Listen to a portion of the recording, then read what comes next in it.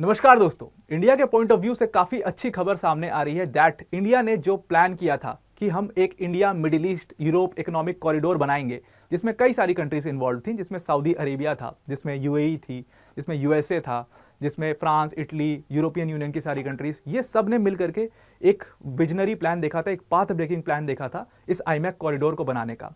But कहा यह जा रहा था कि क्योंकि जियोपॉलिटिकल टेंशंस काफ़ी ज़्यादा इस समय बढ़ गई हैं, मिडिल ईस्ट काफ़ी डिस्टर्ब्ड चल रहा है बिकॉज इजराइल और हमास का कॉन्फ्लिक्ट चल रहा है वहाँ पर, तो शायद ये आईमैक कॉरिडोर कभी पूरा ही नहीं हो पाएगा या इसका काम कभी शुरू नहीं हो पाएगा, क्योंकि इस पूरे टेंशन को सही होने में काफ़ी टाइम लग जाएगा। तब तक ये पूरा प्रोजेक्ट जो है वो कोलैप्स हो जाएगा। ये जो आईमैक कॉरिडोर था, इसके का जो अग्रीमेंट था वो हमने G20 समिट में साइन किया था और लग रहा था ऐसा कि ये बहुत पाथ ब्रेकिंग प्रोजेक्ट है। अब न्यूज़ रिपोर्ट्स ये कह रही हैं कि इस पूरे प्रोजेक्ट के ऊपर, जो लग रहा था कि ये शुरू ही नहीं हो पाएगा, इस पूरे प्रोजेक्ट के ऊपर मई 15 को एक बहुत बड़ी मीटिंग होने वाली है इंडियन गवर्नमेंट और यूएई की गवर्नमेंट के बीच में। और ये मीटिंग जो है ये बेसिकली इस पूरे प्रोजेक्ट के फर्स्ट स्टेज के ऊपर होने वाली है, बिकॉज ये दोनों कंट्रीज ही इन्वॉल्व हैं इसके फर्स्ट स्टेज में। जो यूएई की जो गवर्नमेंट है और इंडिया के जो गवर्नमेंट के काउंटर पार्ट्स हैं, ये दोनों मिलने वाले हैं और ये मीटिंग होने वाली है, जहां पर डिस्कस किया जाएगा कि ये प्रोटोकॉल कैसे होंगे इस पूरे प्रोजेक्ट के, किस तरीके से फंड मैनेजमेंट होगा, कैसे कैसे चीज़ें इसमें काम करेंगी। तो इसीलिए ये इंडिया के पॉइंट ऑफ व्यू से काफ़ी अच्छी खबर है, क्योंकि जो प्रोजेक्ट को लोग कह रहे थे कि शुरू ही नहीं हो पाएगा, वो प्रोजेक्ट का फर्स्ट स्टेज की डेट भी अब आ गई है। अब यहाँ पर इस पूरे प्रोजेक्ट में ना देखो, आपकी आईमैक कॉरिडोर को बनाने में कई सारी चीज़ें इन्वॉल्व हैं। जैसे यहाँ पर ट्रेड इन्वॉल्व है, तो जाहिर सी बात है इसमें मिनिस्ट्री ऑफ कॉमर्स इन्वॉल्व हो जाएगी। फिर उसके साथ साथ यहाँ पर हम सी रूट बना रहे हैं, शिपिंग रूट बना रहे हैं, तो यहाँ पर मिनिस्ट्री ऑफ शिपिंग इन्वॉल्व हो जाएगी। तो जब ये सारी मिनिस्ट्रीज मिल करके जो काम करेंगे, क्योंकि इसमें बहुत सारे स्टेक होल्डर्स हैं, तो इन सबके जो ऑफिशियल्स होंगे, इन सबके जो रिप्रेजेंटेटिव्स होंगे वो मिलेंगे। और यूएई में भी सेम बात है कि ये सारी मिनिस्ट्रीज के जो ऑफिशियल्स होंगे वो एक दूसरे से मिल करके ये लोग डिस्कस करेंगे कैसे इस प्लान को आगे बढ़ाना है। अब देखो, इस पूरे आईमैक कॉरिडोर का सबसे बड़ा फायदा पता है क्या है?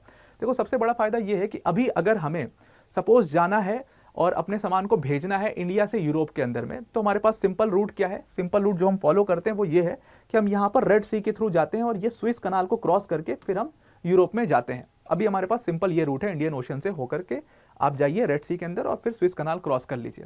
अब ये इस पूरे रूट के साथ प्रॉब्लम ये है कि जो स्विस कनाल है ये काफ़ी एक नैरो सा पैसेज है, और इस नैरो पैसेज में क्या होता है कि अब एक साथ में कई सारी शिप्स तो निकल नहीं सकती है, तो काफ़ी लंबी लाइन लगती है, पूरा एक प्रॉपर टोकन सिस्टम चलता है, उसमें काफ़ी ज़्यादा टाइम बर्बाद होता है।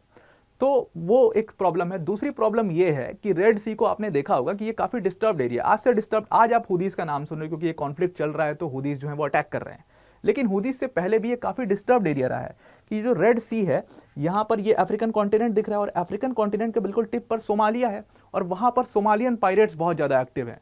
और जो ये सोमालियन पायरेट्स हैं, इन्होंने हमेशा से शिप्स को तंग किया है। जो भी ट्रेड कॉमर्स की शिप्स होती हैं उनको लूट लेते हैं, उनको बंदी बना लेते हैं, और ये बहुत ब्रूटल लोग होते हैं, मार भी देते हैं सेलर्स को और इन सब शिप्स के जो क्रू है उनको। तो ये वाला एरिया हाईली डिस्टर्ब्ड एरिया रहता है रेड सी का। तो इस आईमैक कॉरिडोर के थ्रू हम कोशिश क्या कर रहे हैं, हम यही कोशिश कर रहे हैं कि इस पूरे एरिया को, ये जो पूरा रूट है, इसको हम किसी तरीके से बाईपास कर दें। दूसरा फायदा इस पूरे प्रोजेक्ट का क्या है, आप समझना कि क्योंकि इसमें इतनी सारी कंट्रीज इन्वॉल्व हो रही हैं और इतनी सारी कंट्रीज ने इस पर साइन किया है, तो पहले ना क्लियरेंस का बहुत बड़ा इशू रहता था, उसमें काफ़ी टाइम जाता था। जैसे सपोज आपका सामान जो है वो नवी मुंबई के पोर्ट पर पहुंच रहा है, जवाहरलाल नेहरू पोर्ट पर, और वहाँ पर पूरा उसका व्यापक चेकिंग होती है। चेकिंग के बाद आपको क्लियरेंस दिया जाता है, आपको क्लियरेंस मिल गया। अब आपका सामान फिर लोड होगा शिप पर, अब लोड होगा तो फिर वो रूट पकड़ करके जाएगा। अब एक साथ वो पूरा जर्नी अकेले पूरा कवर तो नहीं कर सकते, तो उनको क्या करना पड़ता है, कई जगह पर रुकना पड़ता है। जैसे स्विस कनाल पहुंचे तो उन्होंने इजिप्ट के पोर्ट पर, मान लो ये सपोज करिए आप, इजिप्ट के पोर्ट पर उन्होंने अपना सामान फिर से अनलोड किया। अब वहां पर एक बार फिर से चेकिंग होती है, और फिर चेकिंग के बाद फिर से उनको क्लियरेंस दिया जाता है, फिर से सामान लोड होता है। तो इसमें इतना टाइम लगता है और इतना टाइम वेस्ट होता है। एक तो स्विस कनाल क्रॉस करने के लिए टाइम वेस्ट करना, फिर उसकी बार बार क्लियरेंस लेना, इसके लिए भी टाइम वेस्ट करना। अब इस पूरे आईमैक कॉरिडोर में हम इसी चीज़ को पाने की कोशिश कर रहे हैं कि हम ये जो क्लियरेंस वाला पूरा इशू है, इस पूरे क्लियरेंस वाले इशू को बाईपास करने की कोशिश कर रहे हैं कि अगर इंडिया में क्लियरेंस मिल गया है तो फिर आपको यूएई में जाकर के, यूएई के पोर्ट पर फिर से क्लियरेंस नहीं लेना पड़ेगा। आप सीधा जाइए अपने यूरोप में जहाँ पे फाइनली माल उतरेगा, वहाँ पर एक बार और चेकिंग होगी और फिर वो सामान जिसका है उस तक पहुँच जाएगा। तो इससे पूरा ट्रांजिट का जो टाइम है वो काफ़ी ज़्यादा फास्ट हो जाएगा। दूसरी चीज़, कि अगर आप देखोगे अब इस पूरे कॉरिडोर को, तो हम कैसे इस पूरे रेड सी वाले एरिया को बाईपास कर रहे हैं। हम क्या कर रहे हैं कि हम इसके अंदर इंडिया से शुरू कर रहे हैं और इंडिया में यहाँ नई मुंबई का जो पोर्ट है, जवाहरलाल नेहरू पोर्ट, इसको डेवलप कर रहे हैं और इसके साथ साथ में हम 2 और पोर्ट्स को डेवलप कर रहे हैं। हम एक मुंद्रा पोर्ट जो है गुजरात के अंदर में, उसको भी डेवलप कर रहे हैं और कांडला पोर्ट उसको भी डेवलप कर रहे हैं और इन तीनों पोर्ट को आपस में कनेक्ट कर देंगे। तो हमारे इंडिया के अंदर में अभी 3 पोर्ट हो गए। अब इन पोर्ट से जो हमारा शिपिंग होगा उससे हम एक सी रूट बनाएंगे पोर्ट से, और इस सी रूट को हम कनेक्ट करेंगे यूएई से। अब यहाँ यूएई सामान पहुंचेगा और उसके बाद यूएई से एक रेल नेटवर्क हम डेवलप कर रहे हैं और ये रेल नेटवर्क में सऊदी अरेबिया तक ये रेल नेटवर्क जाएगा। फिर सऊदी अरेबिया से जॉर्डन से होते हुए ये चला जाएगा इजराइल के हाइफा पोर्ट पर, और जो ये इजराइल का हाइफा पोर्ट है यहाँ पर एक बार फिर से चीज़ें उतरेंगी और उसके बाद फिर पोर्ट पर पहुंचेंगी और शिप में लादी जाएंगी, और उसके बाद फिर एक सी रूट के थ्रू ये पूरा सामान जो है वो चला जाएगा यूरोप के अंदर में, और यहाँ ग्रीस, इटली, फ्रांस, ये पूरा आगे तक चला जाएगा शिपिंग रूट के थ्रू। तो इसमें एक रेल नेटवर्क भी शामिल है और इसके साथ साथ सी रूट भी शामिल है। तो इस पूरे प्रोजेक्ट के अंदर में कई सारे पोर्ट्स को हम डेवलप कर रहे हैं। जैसे इंडिया में मैंने आपको 3 पोर्ट बता दिए, वैसे इजराइल का हाइफा पोर्ट पूरा डेवलप होगा, इस पूरे प्रोजेक्ट में आएगा, और उसके साथ साथ जॉर्डन का पोर्ट भी आएगा, सऊदी अरेबिया का पोर्ट भी आएगा और यूएई का पोर्ट भी आएगा। अब ये जब पूरा प्रोजेक्ट जो है वो बन करके तैयार हो जाएगा तो इससे हमें फ़ायदा क्या होगा। इससे हमें सबसे पहला फ़ायदा तो ये होगा कि जो चाइना अपना मिडिल कॉरिडोर बना रहा है बेल्ट एंड रोड इनिशिएटिव के तहत मिडिल ईस्ट में, सबसे पहले तो जियोपॉलिटिकली हम उसको काउंटर करने की कोशिश करेंगे। चाइना कैसे बना रहा है? चाइना पूरा सेंट्रल एशिया से अपने कॉरिडोर को ले जा रहा है। सेंट्रल एशियन कंट्रीज़ में अच्छी पकड़ है चाइना की। उसके बाद थ्रू ईरान, टर्की, इन सारी कंट्रीज़ को ज्वाइन करके जर्मनी तक ये पूरा कॉरिडोर चाइना बनाने का प्लान कर रहा है। बल्कि चाइना ने तो काम स्टार्ट भी कर दिया गया है और इसमें कई सारी कंट्रीज इन्वॉल्व है। जैसे उज्बेकिस्तान का इसमें बहुत बड़ा रोल है, ईरान का इसमें बहुत बड़ा रोल है। तो चाइना के इस प्रोजेक्ट को, जो कि मिडिल कॉरिडोर उसने नाम दिया है, इस प्रोजेक्ट को सबसे बड़ा काउंटर जो करेगा वो हमारा आईमैक कॉरिडोर करेगा एट प्रेजेंट।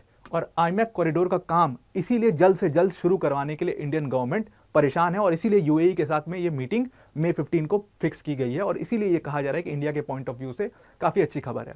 सिर्फ यही नहीं, इससे और भी इंडिया को फ़ायदा है। इससे इंडिया को इकोनॉमिकल फ़ायदा भी है। जैसा कि मैंने आपको बताया था ना कि ये स्विस कनाल हम पूरा बाईपास कर देंगे। अब जैसे ही हम स्विस कनाल को बाईपास करेंगे तो हमारा ट्रांजिट टाइम बच जाएगा और ऑलमोस्ट हमारी 40% जो एक्स्ट्रा कॉस्ट आती थी इस टाइम की वजह से, जो हमारा 40% एक्स्ट्रा कॉस्ट आती थी वो भी हमारी कॉस्ट कट हो जाएगी यहाँ पर।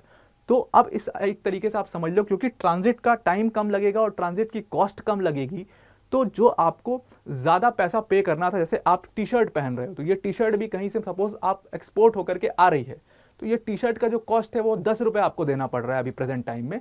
तो अगर आईमैक कॉरिडोर बन जाता है तो क्योंकि वहाँ पर 40% कॉस्ट रिडक्शन हो जाएगा, तो ये टी शर्ट हो सकता है कि आपको शायद 6 रुपये या 7 रुपये में मिल जाएगी।